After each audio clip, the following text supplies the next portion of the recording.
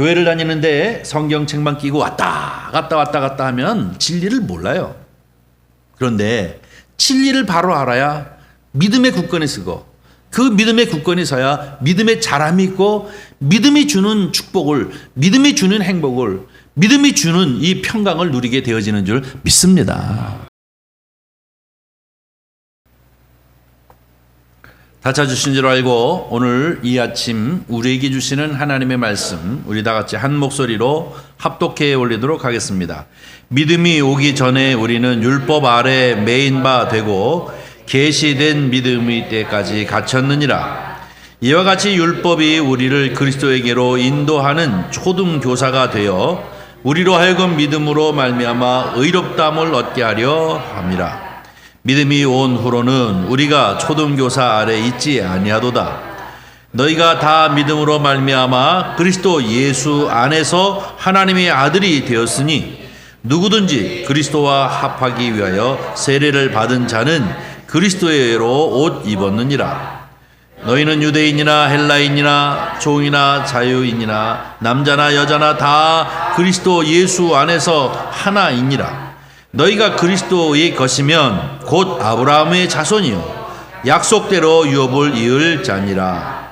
내가 또 말하노니 유업을 이을 자가 모든 것의 주인이나 어렸을 동안에는 종과 다름이 없어서 그 아버지가 정한 때까지 후견인과 정직이 아래에 있나니, 이와 같이 우리도 어렸을 때 이 세상의 초등학문 아래에 있어서 종노릇 하였더니 때가 참에 하나님이 그 아들을 보내사 여자에게서 나게 하시고 율법 아래서 나게 하신 것은 율법 아래에 있는 자들을 속량하시고 우리로 아들의 명분을 얻게 하려 하심이라. 너희가 아들임으로 하나님이 그 아들의 영을 우리에게 마음 가운데 보내사 아빠 아버지라 부르게 하셨느니라. 그러므로 내가 이후로는 종이 아니요 아들이니 아들이면 하나님으로 말미암아 유업을 받을 자니라. 아멘. 오늘 함께 읽은 본문 말씀을 가지고 함께 은혜를 나눌 제목은 저를 한번 따라해 주시기 바랍니다. 하나님의 아들과 유업. 한 번만 더 하겠습니다. 하나님의 아들과 유업. 네, 저와 여러분은 하나님의 자녀, 아들 그러니까 또 여자분들은 또 기분 나쁠 수도 있으니까 하나님의 자녀입니다. 그리고 유업을 이을 상속자임을 믿습니다. 지난해는 여러분 이 빌립보서를 우리가 보았습니다. 그런데 이 빌립보서는 사실 이 갈라디아서하고는 좀 입장이 달라요. 왜 그러냐면 빌립보서는 사도 바울이 이 30년 동안 이 선교 사역을 다 마치고 로마의 감옥에 투옥되어져 있는 상태였죠. 그러니까 거의 이제 노년이 됐습니다. 그 상태에서 감옥에 가만히 있으면서 보니까 빌립보 교회 성도들이 참 나에게 참 힘이 됐다. 그런 것 같아요. 저도 목회를 하지만 목회를 이렇게 하면서 이제 거의 정리할 단계 이렇게 보면 나에게 참 힘이 된 분들도 있고 나를 참 끊임없이 힘들게 한 분들도 있었던 것 같아요. 그런데 아마 자기 평생에 이렇게 목회를 하는 과정들 속에서 처음부터 12년 동안, 다시 말해서 지금 감옥에 있기까지, 아니 감옥에 있는 중에도 사람을 보내서 그를 위로하고 그러지 않았습니까? 빌립보 교회가. 그러니까 얼마나 감사한지, 감사해서 그 마음에 정말로 감사해서 우리 다 같이 믿음으로 승리하자. 달려갈 길 우리 다 같이 달려가자. 그래서 주님 앞에 의의 면류관을 받자라고 하는 차원에서 쓴 것이 빌립보서예요. 그러니까 거기에는 위로가 있고 풍성함이 있어요. 근데 이 갈라디아서는 사실 그렇지가 않잖아요. 초기예요. 그러니까 30년 동안 1차, 2차, 3차 전도여행을 하는데 1차 전도여행은 그저 갔다가 와가지고 들리는 소리가 기쁨의 소리가 아니었어요. 갈라디아 교회 지방에 있는 교회들이 막 성령 충만하고 은혜 충만하고 복음 전도 사역을 하고 서로 그냥 사랑으로 하나 됐다, 뭐 그런 소식이 들렸으면 얼마나 좋았을까요? 근데 그것이 아니라 처음 1차 전도여행을 끝나고 돌아왔는데 결국은 이 갈라디아 지방에 있는 여러 교회들이 시험에 들었다는 거예요. 요즘 말로 얘기해서 시험에 들었다는 거예요. 이단 사설에 빠져가가지고 시름시름거리고 교회가 이제 흐지부지해지면서 이렇게 어려움을 겪고 있다는 소리를 듣고 갈라디아 교회 성도들에게 편지를 쓰는 것이잖아요. 그러면서 정신 차려라 라고 얘기를 하는데, 이 정신 차라고 얘기하는데 여기서 잔소리만 냅다 하면 무슨 의미가 있겠어요. 그러니까 바로 이 사도 바울은 갈라디아 지방에 있는 모든 성도들에게 너희가 지금 바른 복음 위에 다른 복음을 들어서 흔들리는 것에 대해서 너희는 이제 어리석은 짓을 지금 하고 있다라고 얘기하는 것 아닙니까? 그러면서 하는 얘기가 무엇입니까? 복음에 온전하게 바로 서라라고 얘기하는데, 그렇다면은 이 갈라디아 교회를 향한 이 서신서는 결국은 무엇입니까? 믿음의 논리를 피는 거예요. 우리의 믿음이 어디 근거하고 있는지 분명하게 하라는 것이죠. 교회를 다니는데 성경책만 끼고 왔다 갔다 하면 진리를 몰라요. 그런데 진리를 바로 알아야 믿음의 굳건히 서고, 그 믿음의 굳건히 서야 믿음의 자람이 있고, 믿음이 주는 축복을, 믿음이 주는 행복을, 믿음이 주는 이 평강을 누리게 되어지는 줄 믿습니다. 그런데 모르면 안 된다는 거예요. 모르면. 그러기 때문에 이 논리를 펴서 우리의 믿음의 근거가 과연 어디에서부터 출발하는 것이냐 하는 것을 다시 얘기하고 있습니다. 그래서 사도 바울이 13권의 이 신약성경 27권 중에 13권의 서신이 있는데, 이 서신의 내용이 그 모든 것이 다 기본적인 핵심의 진리를 담고 있는 것이 갈라디아서인 줄 믿습니다. 이 갈라디아서만 딱 붙잡으면 이 사도 바울이 쓰고 있는 서신서의 그 모든 내용을, 바울이 이래서 이 얘기를 하는구나, 바울이 갈라디아에서 있었던 그 얘기를 또 회상하면서 이 얘기를 하는구나 하고 알게 되어지는데요. 결국은 제가 얘기하고 싶은 것은 뭐냐, 이것이 갈라디아 교회 성도들에게만 하고 싶은 이야기일까요? 믿음 안에 있는 저와 여러분 모두에게 하는 말씀인 줄 믿습니다. 자, 그래서 사도 바울은 이 갈라디아 교회 성도들을 향하여 이렇게 흔들리고 저렇게 흔들리는 이들에게 가장 핵심적인 내용이 뭡니까? 창세기를 대고 있는 거잖아요.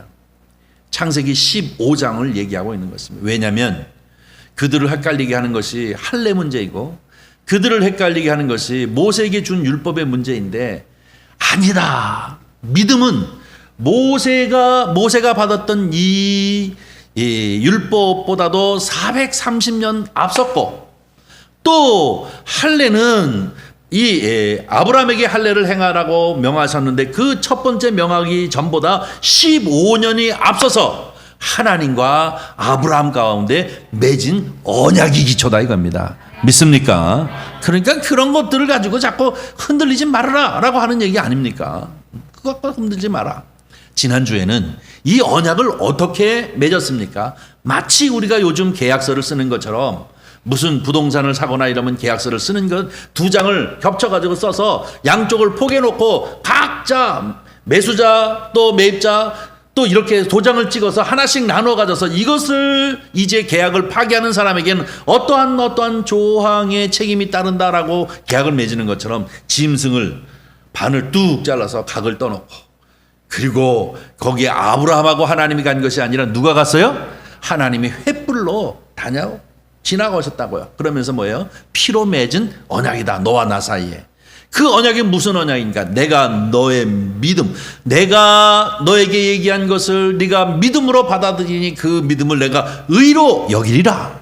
그리고 너를 축복하겠다는 것이 아니라, 뿐만 아니라 너의 모든 이제 자손, 그 자손들을 축복하겠다라고 얘기하고 있는데, 여기서 얘기하는 이 자손 안에는 누구도 포함된다고요? 그리스도까지를 포함하고 있다는 겁니다. 믿습니까? 그 얘기예요, 지금. 그리스도까지. 그래서 앞에 지난주에 보면 자손들이라 하지 아니하고 자손이라 하문이라고 하는 얘기가 바로 여기 있는 것입니다. 복수를 쓰지 아니하고 단수를 쓴 것은, 하나님은 이미 아브라함과 하나님과 사이에서 내가 너를 믿음을 의로 여기겠다라고 하시는 이 약속을 하면서, 그 약속 어떻게 이게 이루어질까요? 나는 못 믿겠습니다. 그래, 그러면 너는 짐승들을 준비해서 각을 떠서 쪼개놔라. 쪼개놓고, 그리고 난 다음에 밤이 맞도록 자꾸 새를 날리고 있는데, 그때 어두워질 적에 하나님이 횃불로 나타나서 그 각든 짐승 사이를 왔다 갔다 하면서 뭔가요? 확증을 보여주는 거예요. 뭐예요? 계약이다 이게. 너하고 나하고 피로 맺은 계약인데 이것은 너하고 나하고 상대적인 계약이 아니라 내 스스로 내 명예를 걸고 맺은 계약이기 때문에 혼자 왔다 갔다 하신 거란 말이에요. 쌍방간의 계약이 아니라 하나님의 명예를 놓고 하나님 스스로가 사람과 맺은 계약이 바로 믿음의 근거라는 것입니다. 이것이 이 사도 바울이 얘기하고 있는 것이고, 그러므로 그 이후에 할례를, 그 이후에 율법은, 그 율법이 어떻게 하나님의 언약을 파괴하겠느냐, 어떻게 할례가 하나님과 맺은 언약을 파괴하겠느냐, 이 모든 것들은 다 파괴할 수 없다는 것입니다. 그러면 왜 주어졌느냐, 이것이 초등교사로 주어졌다는 것이고, 오늘은 또 초등교사가 아니라 초등학문으로 주어졌다 라고 하는 것을 얘기하고 있는 것이 오늘 본문 말씀인 줄 믿습니다. 하나만 소개하면 여러분이 잘 알다시피 이 구약 성경에 나타나 있는 말씀입니다. 여러분이 아는 이 다윗 왕 얼마나 훌륭한 왕입니까? 할 수 있으면 하나님의 말씀대로 살아보려고 온 힘을 다해서 다윗은 내 마음에 합당하다라고 하나님이 칭찬까지 한 왕이었죠. 그런데 여러분이 잘 아는 이 나단 선지자가 그에게 나타나서 한 이야기 중에 하나, 여러분은 성경을 많이 읽어본 사람은 이것이 무슨 이야기인지 잘 알잖아요. 나단 선지자가 다윗에게 와가지고 얘기하기를 아주 무슨 다른 저 멀리 있는 이야기 있는 것처럼 얘기하지 않습니까? 어느 가난한 집에 양을 하나 키우고 있는데 그 양이 그 가난한 집에 오직 전 재산이니까 마치 어른 딸을 키우듯이 애지중지하고 키우고 있는데, 그 고을에 또 한 사람이 있는데 아주 부자가 있었다는 겁니다. 부자가 있었는데 그 사람은 양들이 어마어마하게 많아가지고 양무리들이 대단하게 많은 그러한 부자였다는 것인데, 그런데 문제는 무엇이냐면 어떤 한 객이 그 부잣집에 이제 찾아왔습니다. 이스라엘의 그 방법으로는 객이 오게 되어지면 극진히 대접하는 것, 왜냐하면 부지 중에 천사를 대접한 아브라함을 기억하기 때문에 그들은 이렇게 객이 오면은 최선을 다해서 접대하는 것이 곧 하나님을 접대하는 것 같은 그런 마음을 가지는 것이 전통으로 내려왔기 때문에 양을 잡아서 그를 대접하려고 하는데, 근데 유독 이상한 것은 뭐냐면 자기 집에 그렇게 많은 양들을 잡지 않고 가난한 집에 애지중지해서 그냥 딸같이 키우는 그 양을 뺏어다가 그를 죽여서 이 음식을 만들어가지고 그 객에게 접대했다는 겁니다. 그러면서 이 얘기를 쭉 해놓고 나단 선지자가 하는 얘기가 무슨 얘기를 합니까? 왕이여, 이것을 어떻게 생각합니까? 하고 얘기했더니 다윗이 노발대발하지 않으면 천하에 이런 일이 있을 수 있느냐? 특별히 이 이스라엘이라고 하는 나라에서 어찌 이런 일이 있을 수 있겠느냐? 누구냐? 잡아다가 당장 모가지를 쳐라 라고 그냥 막 난리를 치는 거 아니에요? 그랬더니 이 나단 선지자가 하는 얘기가 뭡니까? 왕이여, 당신입니다. 당신에게 그렇게 충성스러운 이 우리아라고 하는 장군을 그 아내를 빼앗기 위해서 전쟁에 나가게 하고, 그 다음에 그 지휘자에게 얘기하기를 뭡니까? 그가 앞장서서 나갈 수 있도록 모든 군대를 후퇴시켜서 그를 전사시켜라는 거예요. 그냥 뺏으면 안 되니까, 왕이 체면이 없으니까 그 남편을 전사시켜버리지 않았습니까? 그리고 난 다음에 그 이제 여인을 자기 아내로 취한 것이 밧세바였습니다. 이 일이 있은 후 이 왕에게 누가 그것을 얘기할 수 있습니까? 그러니까 이 선지자가 결국은 가서 이 다윗에게 이 얘기를 하게 되어지면서, 왕이여, 당신이 그 사람 아닙니까? 가난한 집에 하나 애지중지 키우고 있는 이 양을 뺏어가는 것, 그 당신에게 충성스러운 그 장군을 갖다가 그렇게 죽이고 그 아내를 빼앗겨서 자기의 아내, 수없이 많은 아내들이 있음에도 불구하고 그 아내를 삼은 것이 당신이 아닙니까? 라고 하는 이 소리에 완전히 신음소리 한 번도 하지 못하고 그냥 털퍽 주저앉습니다. 사실은 다윗은 이것이 죄인 줄을 몰랐다고요. 사실은 이것이 그냥 죄인 줄을 모르고 흔하게 그냥 할 수 있는 일이라고 이렇게 생각했었는데, 결국은 이 나단 선지자가 이렇게 딱 지목해 줌으로 인해서 그가 신음소리도 소리도 내지 못할 만큼 그냥 털썩 주저앉는 거, 내가 정말로 큰 죄를 범하였구나 하는 것을 그가 깨닫게 되어지지 않습니까? 그리고 난 후에 그가 시편을 통해서 자기의 마음을 표현한 시가 무엇입니까? 내가 모태에서부터 죄악 중에 출생하였습니다 라고 표현하는 이유가 무엇입니까? 아무리 선하고 아무리 깨끗하게 산다 할지라도 나는 이미 어머니 뱃속에서부터 죄인으로부터 태어난 존재이군요. 내가 할 수 있는 일들이 없군요. 나는 깨끗하다 얘기지만 결국 깨끗하지 못하군요 라고 이렇게 하면서 그가 이 시편을 통해 가지고 이렇게 고백하고 있는 것을 볼 수 있습니다. 그 이후로 완전히 바뀝니다. 다윗이 완전히 바뀝니다. 침상을 적시며 하나님 앞에 늘 애걸복걸합니다. 언제나 나는 의롭다 생각하지 아니하고 나는 죄인이고 내가 무엇을 잘못했을까 하는 그 염려 때문에 하나님 앞에 늘 통해 자복하는 상한 심령이 되어져 주님 앞에 부르짖는 심령이 되어집니다. 그러면서 이 다윗의 마음에 무엇인가 나를 도울 자 누구인가? 나를 도울 자 누구인가? 누구를 기다리고 있습니까? 중보자를 기다리고 있습니다. 여러분, 다윗의 시편을 보면 마치 예수 그리스도가 오실 것을 이미 알고 있는 것처럼, 그런 영감을 가지고 있는 것처럼 바로 이 중보자가 오게 되어질 것을 안타깝게 사모하고 있는 이런 모습들을 시편 여러 편을 통해서 우리가 경험하게 되어지는데요. 바로 이 율법이라고 하는 것은 무엇입니까? 내가 알고 모르고 지는 여러 가지 죄들을 깨닫게 하는 기능을 갖는 것이 바로 율법인 줄 믿습니다. 그래서 율법은 지켜야 하지요. 그러나 지키는 것이 그 목적이 아니라 사실 따지고 보면 우리로 하여금 깨닫는 것입니다. 무엇을 깨달아요? 우리로 하여금 중보자가 필요하구나. 우리를 돕는, 무언가 우리를 도울 그런 분이 있지 아니하면 안 되는 존재이구나 하는 것을 우리가 이제 기다리는, 그리고 갈망하는 그런 심령으로 우리를 이끌어가는 것이 바로 율법의 기능이다라고 하는 것을 우리에게 가르쳐주고 있습니다. 오늘 우리가 함께 읽은 본문 말씀 23절부터 29절까지 말씀을 한번 보도록 하겠습니다. 자, 23절만 읽습니다. 믿음이 오기 전에 우리는 율법 아래 매인 바 되고 계시될 믿음의 때까지 갇혔느니라. 이 얘기는 믿음이 오기 전에, 여기서 얘기하는 믿음은 누구를 의미합니까? 예수 그리스도가요. 예수 그리스도를 통한 완성된 믿음이 오기 전에 우리는 어디 아래 있다고요? 율법 아래에 있다는 것입니다.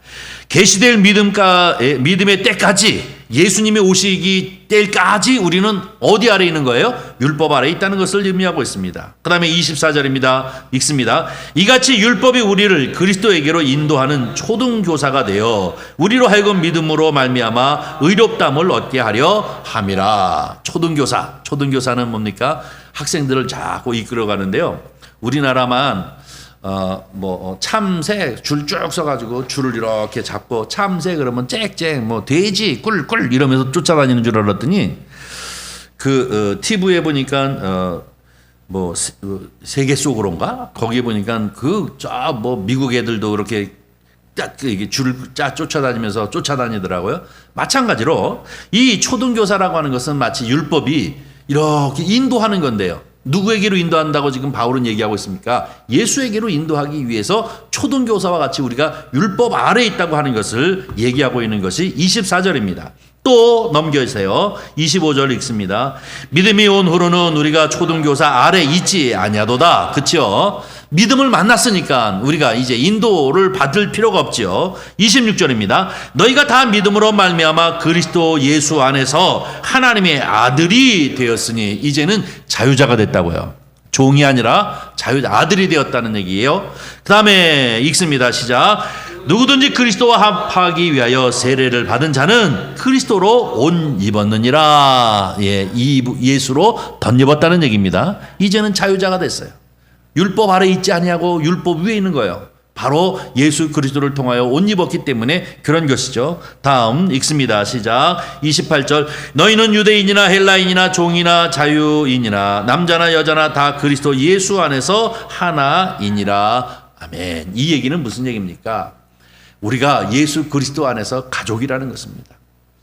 이 얘기는 우리의 가족 개념이 바뀌었다는 의미를 말하는 것입니다. 자, 우리의 가족은 사실은 나는 손씨를 가지고 있기 때문에 내 가문이나 가족의 한 일원으로 식구가 되어져 있습니다. 그렇죠? 우리 식구가 되어져 있어요. 그런데 예수 그리스도로 인도함을 받아서 예수 그리스도의 옷을 덧입음으로 말미암아 우리가 율법 아래에 있다가 이 율법에서 완전히 노임을 받는 자유자가 되어서 예수 그리스도를 통한 하나님의 아들이 되어졌으니 우리는 신분이 바뀌었습니다. 어떻게요? 하나님의 아들이 다 되어졌으니까 우리는 하나님의 가족이 되었다는 겁니다. 네. 우리가 그래서 교회 안에서 성도들은 다 가족이에요. 가족. 교회 안에서 성도들은 다 가족이에요. 그래서 형제님, 자매님이라고 얘기하고 우리는 한 피, 예수 피로 한 몸 되어졌다라고 이렇게 얘기하는 이유가 바로 여기 있는 것입니다. 그래서 성도들 간에는 사실은 가족이어야 되는 것입니다. 이 가족, 하나님 안에서 우리가 모두 다 가족인데 이것을 표현하는데 뭐라고 얘기합니까? 이제는 지금 여기 얘기하는 거 헬라인이 됐던 유대인이 됐던 종이 됐던 자유자가 됐던 남자가 됐던 여자가 됐던 다 이것은 상관없이 오직 예수 그리스도 안에서 우리는 다 가족이다. 이 말씀이 바로 28절 말씀이죠. 그러면서 29절 너희가 그리스도의 것이면 곧 아브라함의 자손이요 약속대로 유업을 이을 자니라 라고 얘기하는 건 뭐예요? 너희가 상속자가 되었다는 겁니다. 아들이 되어졌을 뿐만 아니라 자녀가 되어졌을 뿐만 아니라 너희가 상속자가 되어졌다라고 얘기하고 있습니다. 자, 사도 바울은 창세기 15장에 얘기하고 있는 그 믿음을 의로 이신칭의라고 하는 이 믿음을 의로 여겨서 예수가 왜 오셨는지 율법이 어떤 기능을 하였는지 예수를 힘입음으로 말미암아 우리가 어떤 존재가 되어졌는지까지로 끌고 오고 있습니다. 그것이 바로 오늘 본문 말씀 29절까지 말씀이지 않습니까? 이제 우리는 종이 아니라 자유자라는 것입니다. 원칙적으로 자유자가 됐다는 거예요. 상속자가 됐다라고 하는 것을 얘기하고 있습니다. 자, 그 다음에 4장으로 넘어가겠습니다. 좀 길어지는 것 같아서 아주 본문을 길게 잡았습니다. 제가 4장으로 넘어가서 우리 한번 이제 읽겠는데요. 4장 1절 2절 읽겠습니다. 시작. 내가 또 말하노니 유업을 이을 자가 모든 것의 주인이나 어렸을 동안에는 종과 다름이 없어서 그 아버지가 정한 때까지 후견인과 장직의 아래에 있나니 이 얘기는 무엇이냐? 저와 여러분은 이미 하나님의 자녀가 되어졌어요. 저와 여러분은 바로 이렇게 상속자가 되어지는 만큼 그 유업을 이을 자가 아버지의 유업을 이으는 것처럼 그럴 자가 되었다는 것입니다. 그러나 어릴 단계는 안 그렇다는 거예요. 아버지의 아들이기는 하나 어린 시절에는 그렇지 않다는 것이죠. 이 소위 얘기하는 이 로마 시대 때에는 특별히 더 그런 상황인데요. 아마 사도 바울은 로마 시민권을 가지고 있기 때문에 그때 당시에 로마 지배하에 모든 제국이 이루어졌기 때문에 이렇게 표현하는 것이 잘 이해할 수 있겠다 싶어서 얘기하는데요. 당시 이 로마의 귀족들은 13살까지는 자기 집안에서 그냥 그냥 아버지 엄마 품에서 키우게 하다가 그 다음에 14살 때서부터 25살 때까지는 소위 얘기하고 있는 이 청지기 밑에서 키우도록 했습니다. 그런데 이 청직이라는 사람들은 상당히 식견이 있고 배운 사람이기는 하나 신분이 그 집안의 노예예요. 그 집안에서 고용해서 부리는 사람입니다. 그렇다면 신분상으로는 그 아들이 그들보다는 더 위 있잖아요. 그럼에도 불구하고 아버지가 정하는 날들 동안 누구 밑에서 종로로 돼야 되는 거예요? 그 선생들 밑에서 25살이 되어지기까지는 그들에게 종로로 타고 있다가 결국은 25살이 지나고 난 이후에 자유자가 된다는 얘기예요. 진정한 아들로서의 권한을 회복받게 되어진다라고 하는 것을 얘기하고 있는 것인데요. 그것이 바로 1절과 2절 말씀입니다. 자, 그럼 3절까지 우리 1절부터 3절까지 다시 한번 읽겠습니다. 내가 또 말하노니 유업을 이을 자가 모든 것이 주인이나 어렸을 동안에는 종과 다름이 없어서 그 아버지가 정한 때까지 후견인과 청지기 아래에 있나니 이와 같이 우리도 어렸을 때에는 이 세상 초등학문에 있어 종로로 다였더니 넘기고 자 때가 차면은 조금 이따 가겠습니다. 자 앞부분에는 초등교사를 얘기했어요. 교사가 이제 자꾸 인도하는 사람이었는데 여기서 얘기하고 있는 것은 초등학문을 뜻하고 있습니다. 이 초등학문이라는 얘기는 무엇이냐면 여러분이 잘 알다시피 요즘은 선행학습이라는 걸 참 많이 해요. 중학교를 가기 전에 중학교 공부 다 해놓고 가고, 고등학교를 가기 전에 고등학교 공부를 다 하고, 초등학교를 가기 전에 초등학교 공부를 다 선행으로 학원 가서 공부를 해요. 지금은 이게 뭐 흔했지만 제가 중고등학교 다닐 때는 이게 흔하진 않았어요. 부잣집 자녀들만 무슨 가외 공부해가지고 선행학습을 해서 학교에 가면은 걔네들은 특권을 가지고 공부를 해요. 우리는 열심히 칠판에 쓰면은 그냥 열심히 그것을 배우고 또 노트 필기하고 선생님이 질문하면은 답하고 질문 못하면 혼나고 그러는데 공부 잘하는 몇 명 놈들은 그걸 안 해요. 왜냐? 걔네들은 특권이야. 이미 다 배웠거든요. 학원 가가지고. 걔네들이 하는 짓이 뭐냐면은 학교 와가지고 학원 숙제 한다고. 학원 숙제하고. 그러니까 뭐 선생님 알기를 얼마나 우습게 알겠어요. 이 선행학습이라는 것을 하는데 제가 초등학교 다닐 때만 해도 그저 8살까지는 열심히 놀다가 학교 가면 여기 이렇게 코 닦는 이거 하나 하고 이름표 달고 그리고 학교 가서 맨 처음에 배우는 게 기억, 니은, 디귿 이런 거 배우지 않습니까? 그런 거 배웁니다. 기억, 니은, 야 이런 거 배우고 이거 맞히면 잘했다고 막 색연필로 동그라미 여러 개 그려주고 막 별도 그려주고 막 이러면은 그냥 좋아가지고 어쩔 줄 모르는데 그러다가 이 기억하고 짜고 이렇게 붙이면 무슨 자지요? 가요. 그럼 잘했다 그러고 이런 식으로 한자 배워나가고 한자 배우다가 이 한자를 갖다가 2개로 붙인단 말입니다. 나자하고 비자하고 붙이고 딱 붙이면 뭐예요? 이게 뭐예요? 나비. 아이고 잘했다 그러고 나비가 무슨 뜻인지를 아나. 그러니까 여기다 또 나비 하나를 그림을 딱 그려놓고 이게 뭐예요? 나비. 이게 뭐예요? 나비. 네, 이거는 나비예요. 그리고 줄긋기 해서 마치고 이런 식으로 우리가 배우잖아요. 단어를 배우고 그 단어를 연결해서 문장을 배우고 하는 식으로 해가지고 이렇게 배우는데 이것이 뭐예요? 초등학문이에요. 그러면 우리 인생이 뭐 가지, 나비, 무슨 바다, 자동차 이딴 것만 배우고 난다 이것으로 모든 삶이 끝나는 건가요? 아니잖아요. 우리가 이 초등학문을 배우는 것은 나중에 가가지고 자기의 사상과 논리를 필 줄 알고 남의 사상을 이해하고 받아들일 줄 알게끔 만들기 위한 과정이 무엇이에요? 초등학문이지 않습니까? 그것이 바로 초등학문입니다. 초등학교 다닐 적에는 문제를 내도 항상 OX 문제입니다. 혹 받아쓰기나 하고 OX나 하고 이것이 맞습니까? O 틀리냐면 X. 그러다가 중학교 고등학교 가면은 이제 사지선당에 4가지 중에 하나 고르는 걸로 바뀌어요. 그러다가 대학교를 딱 가니까 사지선다형이 없고 OX가 없더라고요. 거기 가니까 뭐라고 얘기하면 위에 것을 읽고 논술하시오.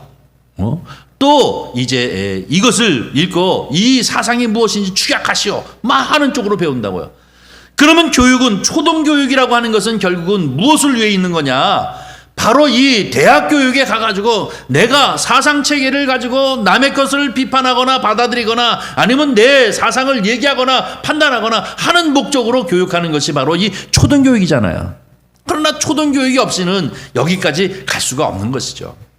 사도 바울이 오늘 본문 말씀을 통해서 1, 2, 3절을 얘기하기는 뭐냐면 그러나 우리가 어렸을 적에는 다시 말해서 귀족의 자녀로 태어나가지고 우리가 25살이 넘어서 완전한 이제 자유자로서 아버지의 유업을 이을 자까지 되어지기까지는 어쩔 수 없이 어떻게 해요? 초등교육을 받을 수밖에 없다는 거예요. 그 지배 아래 있는 것처럼 우리도 그 학문 아래 있게 되어졌다는 것입니다. 그것이 어떤 의미에서 율법인데 여기서 4절의 말씀입니다. 뭐라고 얘기합니까? 4절 때가 참에 어떤 때입니까? 하나님이 정하신 때예요. 하나님이 아브라함과 약속을 맺으면서 하나님이 정하신 그 때가 참에 뭐예요? 그 시기 하나님이 결정한 시기가 차서 이제 하나님이 그 아들을 보내셨다라고 얘기하고 있습니다. 이것이 뭡니까? 예수 그리스도예요. 이제는 우리로 하여금 자유자가 되게 하기 위해서 율법의 종로로 타는 것이 아니라 초등학문의 종로로 타는 것이 아니라 우리로 하여금 이제 그 과정을 넘어서 자유자가 되기 위해서 하나님이 어느 한 때에 어느 한 시점에 계획하셨다가 그때에 누구를 보냈냐? 예수 그리스도를 보내셨다는 것입니다.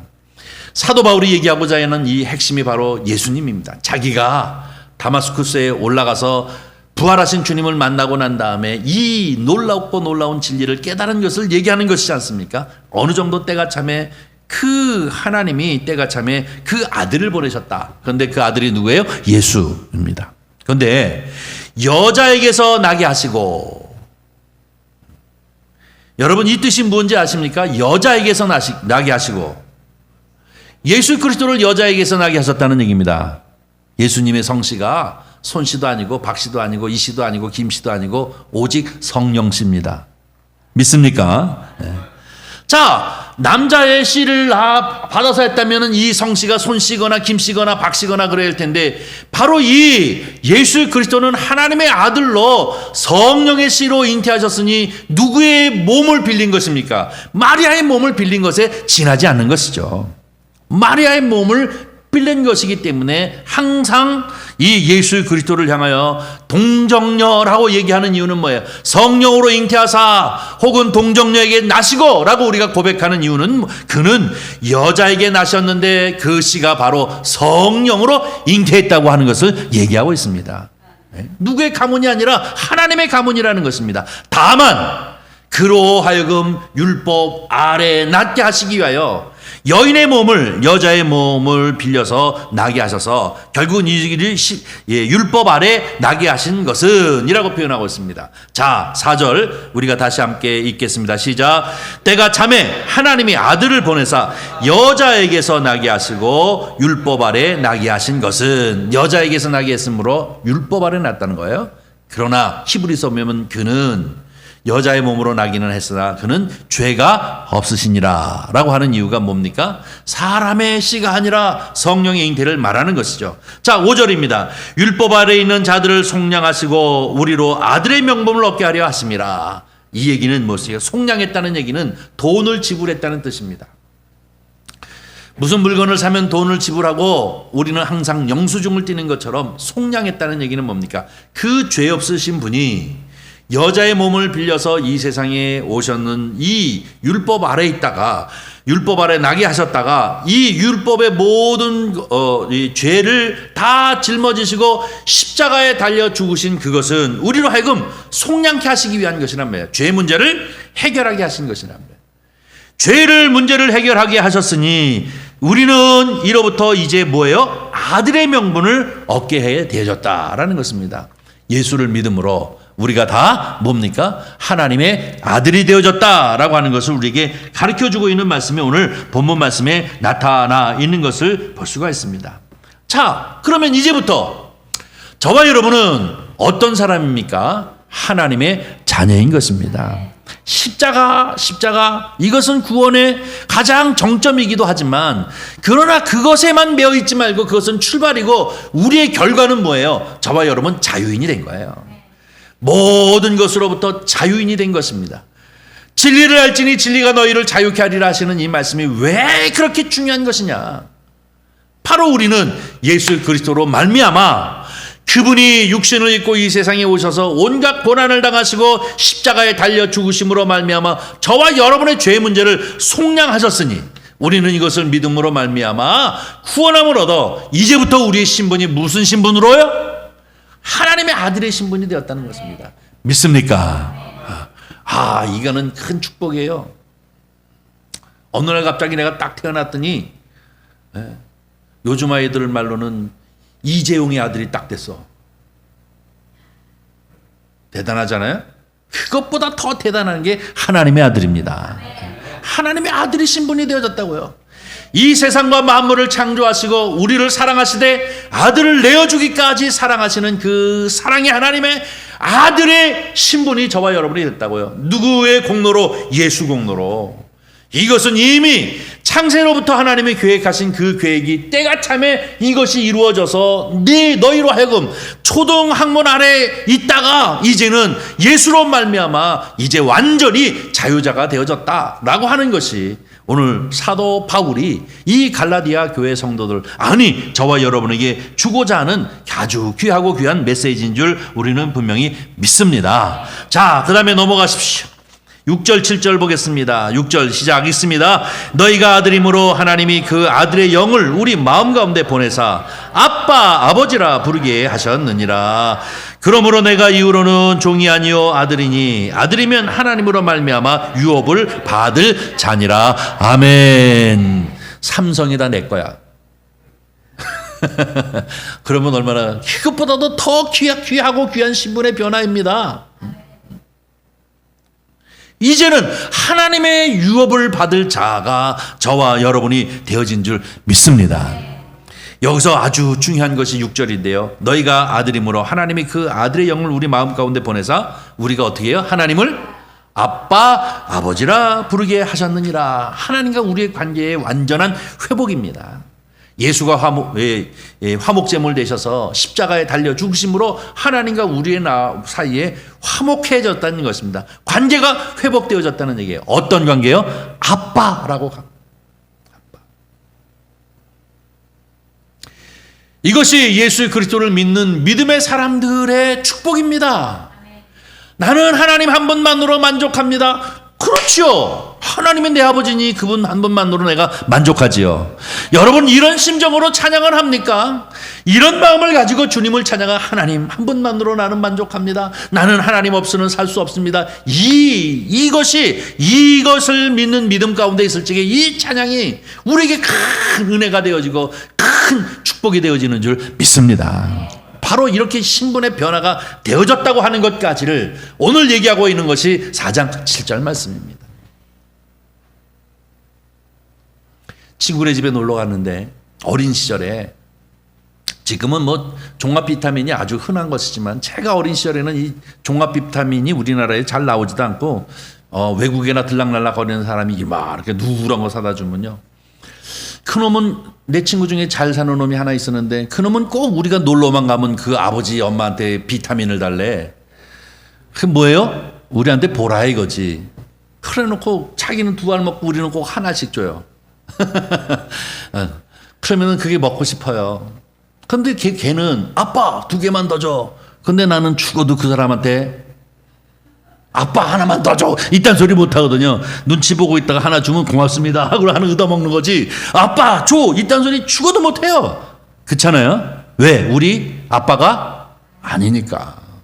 그런데 하나님을 향하여 우리에게 그 아들의 영을 보내주셨는데 그 아들의 영이 우리 안에 들어오면, 주의 영이신 성령이 우리 안에 성전 삼고 오신 이후부터는, 우리가 자유자가 되어진 후부터 우리 신분이 무엇이요? 아빠, 아버지라고 부를 수 있도록 변하게 되어진 줄 믿습니다.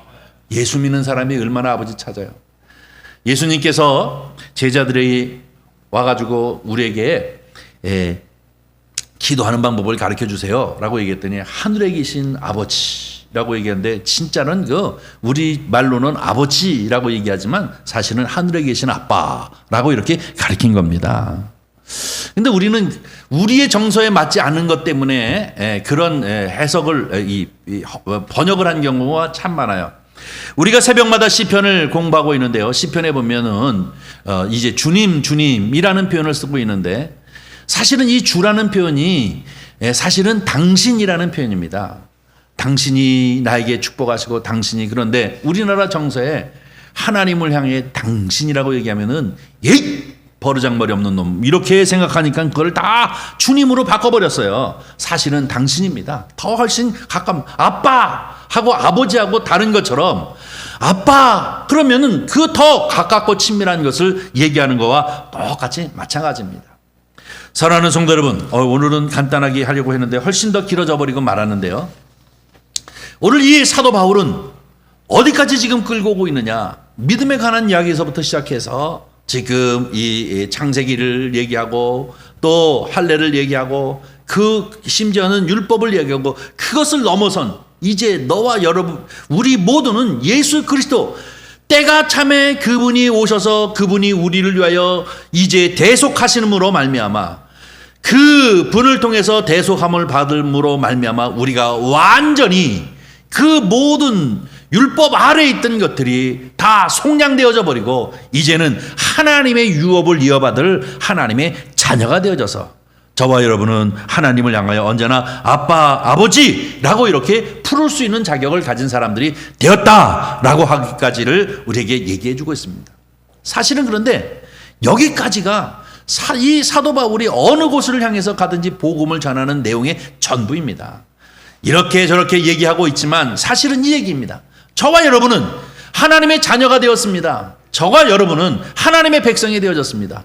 저와 여러분은 유업을 이을 자가 되어졌고, 저와 여러분은 우리가 온 가족이 되어졌습니다. 믿습니까? 우리 성경 한 구절 더 보고 마치려고 합니다. 요한복음 1장 12절 13절이 바로 이 얘기입니다. 우리 다 같이 읽습니다. 영접하는 자 곧 그 이름을 믿는 자에게는 하나님의 자녀가 되는 권세를 주셨으니 이는 혈통으로나 육정으로나 사람의 뜻으로 나지 아니하고 오직 하나님께로부터 난 자들이니라. 아멘. 저와 여러분은 하나님의 자녀가 되는 권세를 주셨습니다.